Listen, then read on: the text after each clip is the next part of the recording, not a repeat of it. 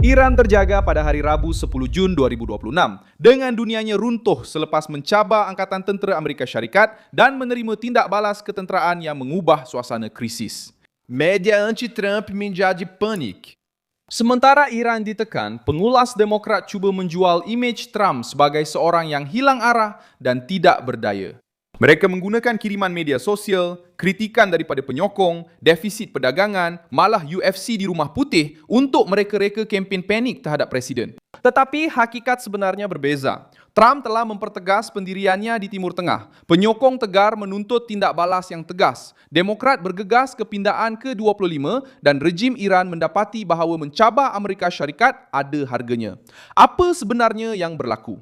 Kenapa Iran memilih untuk berkonfrontasi? Bagaimana pihak kiri cuba menukar tindak balas kekuatan menjadi krisis politik? Saya akan ceritakan semuanya kepada Anda. Jika Anda suka kandungan yang terus terang dan tidak berbelit-belit seperti ini, pertimbangkan untuk melanggan, karena di sini ada video seperti ini setiap hari. Dalam video sebelum ini, saya melaporkan serangan ganas oleh Amerika Syarikat terhadap pasukan pengganas Iran. Kerajaan Amerika menyatakan bahawa tindakan itu adalah sebagai tindak balas pertahanan dan tekanan. Fokusnya bukan untuk menduduki wilayah, mahupun memulakan kempen yang tiada penghujung. Fokusnya adalah untuk memusnahkan keupayaan radar, pertahanan udara, dan lokasi yang digunakan untuk mengancam tentera Amerika serta sekutu di rantau itu. Perbezaan ini adalah penting. Politik lama suka menggambarkan sebarang tindak balas ketenteraan sebagai satu penembaraan. Tetapi ketiadaan tindak balas juga ada harganya. Apabila Iran melihat kelemahan, mereka akan bertindak lebih berani. Apabila mereka menyedari ada kos, mereka akan mengira semula. Inilah perubahan yang menyebabkan Teheran bangun cuba menunjukkan kekuatan dan pada masa yang sama mengukur setiap langkah supaya tidak mencetuskan reaksi yang lebih besar. Reaksi Iran datang dengan drone dan peluru berpandu terhadap kemudahan yang berkaitan dengan Amerika Syarikat di Jordan, Kuwait, dan Bahrain. Tetapi tindak balas itu tidak memberikan kesan politik yang bersejarah. Pemintasan telah mengurangkan impak. Tiada kekalahan besar Amerika yang diumumkan dan naratif Teheran cepat kehilangan kekuatan. Bagi rejim yang hidup dengan propaganda, ini memberi kesan Iran perlu kelihatan sebagai pemenang. Akhirnya, Iran kelihatan sebagai satu ancaman sebenar, tetapi juga terdedah apabila berhadapan dengan pertahanan yang terkoordinasi, risikan, pakatan serantau, dan tekanan ketenteraan Amerika. Penyokong tegar maga bertindak balas dengan menuntut ketegasan. Sebahagian penyokong Trump tidak mahu melihat Amerika Syarikat membayar harga akibat provokasi Iran tanpa tindak balas yang jelas. Ini bermakna tekanan untuk konsistensi. Pemundi yang menyokong Trump mahukan sempadan yang kukuh, ekonomi yang kuat dan musuh Amerika Syarikat dilayan tanpa sikap naif. Apabila Iran menembak jatuh hasil Amerika, apabila mengancam pangkalan dan apabila cuba menggunakan gencatan senjata sebagai perisai, penyokong ini menuntut tindak balas. Dalam suasana inilah Demokrat menghidupkan semula pindaan ke-25 dan mereka cuba meletakkan kesihatan Trump di tengah-tengah liputan berita. Ted Lieu dan beberapa nama lain dari Parti Demokrat kembali menggunakan gambar-gambar di mana Trump kelihatan memejamkan mata atau kelihatan letih dalam acara rasmi. Strategi ini sudah diketahui. Apabila Trump menekan Iran, membincangkan ekonomi atau menggerakkan Washington untuk mengejar hasil, pihak lawannya akan mengalihkan topik kepada dakwaan ketidakmampuannya. Rumah Putih menolak naratif ini. Sekutu seperti Marco Rubio mempertahankan kadar kerja presiden dan pihak pembangkang terus berusaha menjadikan penampilan sebagai senjata politik. Serangan terhadap Trump juga berlaku melalui hantaran-hantaran di media sosial.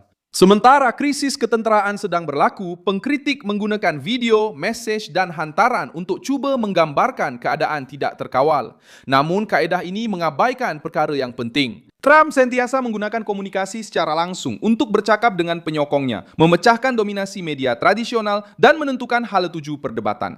Pihak kiri sedar akan perkara ini.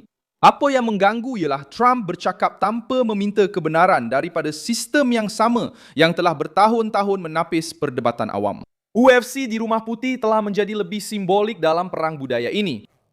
Pentadbiran Trump mempertahankan di Mahkamah penganjuran acara di Laman Selatan, Rumah Putih dengan sesi penimbangan di Memorial Lincoln dan penyertaan nama-nama yang berkaitan dengan sukan. Penduduk mempersoalkan penggunaan ruang awam dan meminta sekatan mahkamah. Pihak pembangkang menyebutnya sebagai pertunjukan yang mengerikan.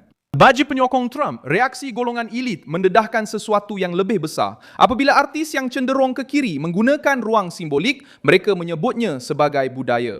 Apabila sukan popular memasuki pusat kuasa, mereka menyebutnya sebagai ancaman. Ketidakselesaan itu bukan hanya terhadap oktagon. Sejarah terkini menunjukkan mengapa pertikaian ini begitu berat.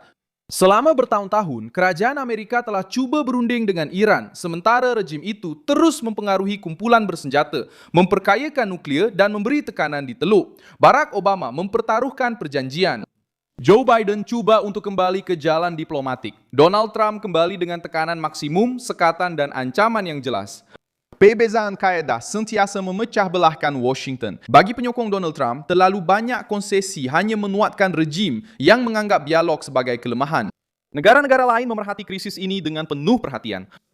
Israel mengira setiap langkah kerana melihat Iran sebagai ancaman langsung. Negara-negara Teluk takut bahawa drone dan peluru berpandu akan menyerang tenaga, pelabuhan dan pangkalan. Eropah bimbang tentang harga minyak, inflasi dan gelombang ketidakstabilan yang baru. China dan Rusia memerhati sambil mencari kelebihan strategik.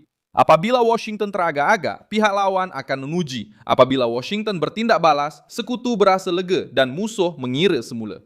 Iran cuba menunjukkan bahawa mereka boleh mencetuskan kekacauan di rantau ini. Tindak balas yang tegas menunjukkan bahawa kos pertaruhan itu boleh datang dengan cepat. Berita pada hari Rabu ini mendedahkan satu perebutan yang lebih besar daripada serangan, hantaran atau acara di Rumah Putih. Iran telah ditekan secara ketenteraan. Demokrat cuba mencetuskan keraguan terhadap kemampuan Trump. Media menggabungkan pelbagai isu untuk menjual cerita kejatuhan. Penyokong tegar menuntut tindak balas yang tegas.